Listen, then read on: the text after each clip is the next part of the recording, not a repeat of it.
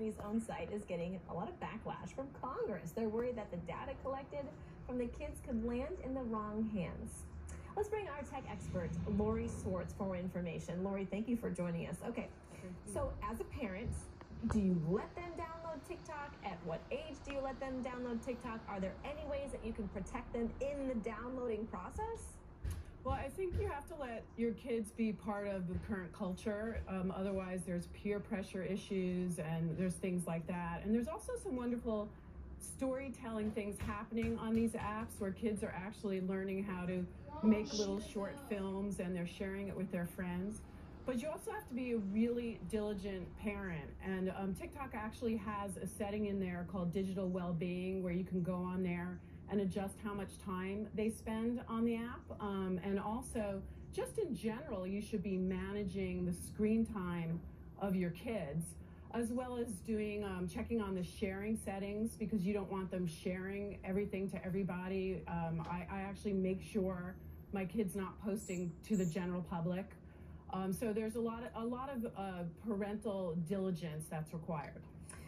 That was actually my next question, because some of the apps, like if you look at Snapchat, for example, you can use it as a message system, right? So I'm curious, is there ways that parents need to know TikTok can be used in maybe not so safe ways, maybe not so innocent?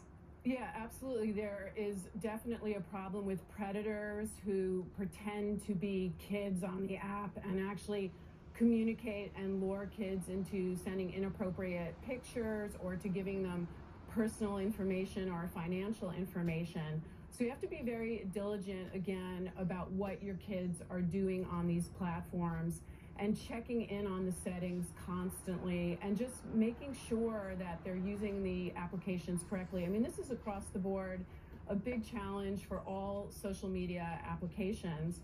And we have to put more pressure on the tech companies to have more safeguards in the apps so that we as parents can work with them, along with government regulations on all this stuff too. So it's a three-tiered thing. It's the government, it's the tech company, and it's the parents. Can you elaborate? We had mentioned at the top of the story that Congress was getting involved, that they were worried because it's a Chinese-owned company. Can you elaborate more on that? Does that mean that the China company has more access to private information? Yeah, so TikTok is owned by ByteDance, which is a Chinese company, and ByteDance has had a lot of success in navigating the Chinese ecosystem. They have a lot of apps. They're very successful. TikTok is the US version of this app. There's actually a different Chinese version, and TikTok has said that they are actually headquartered in the US and that their data centers are in the US. So that any concerns about data and privacy and censorship and even any of this U.S. trade war with China issues shouldn't be, thrown at TikTok, because TikTok is actually managing itself differently than if they were a Chinese company. At the same time, we're looking at Huawei and other Chinese companies who have breached their data and who do pose a security threat to the U.S. So it's a very complex, challenging moment for TikTok, I think, as they're going to have to really communicate and prove that they are safeguarding U.S. data. Sure.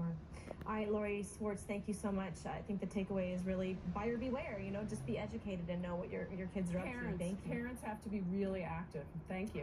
Thank you.